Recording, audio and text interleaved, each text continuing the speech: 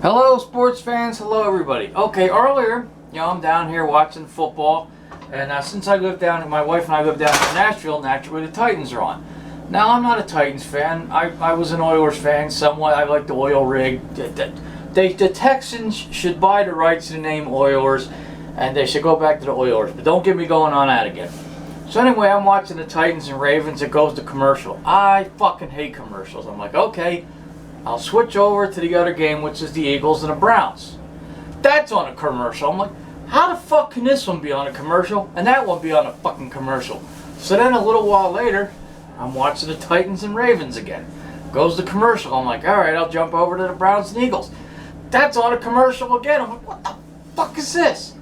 I'm like, well, okay, I'll go to the NFL Red Zone. I'll watch that. Then they're showing highlights of the Browns and Eagles, and then the Colts or the Titans and the Ravens. I'm like, I'm fucking watching that already.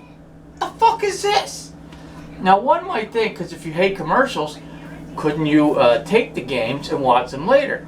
Sure, but with all this, the information age we're in now, you're going to find out the score ahead of time. There goes the fucking suspense. It's like if someone walks up to you and says, Rosebud is the fucking sled. Well, there's no point in watching Citizen Kane. For me, there is, and I saw that movie once. I'm like, oh, this is fucking stupid. Afternoon, it's a fucking slow. It's fucking stupid. Anyway, and then on top of that, they're insulting me. I'm watching the Red Zone highlights, and he's like, ladies and gentlemen. I'm like, what's this guy doing calling me a gentleman? I'm like, what the fuck I ever do to this guy? Give me these insults like that. So, So it's got to be some sort of a conspiracy. They got like a network of people. And they're like, okay, he's switching channels. Put the fucking commercials on this one.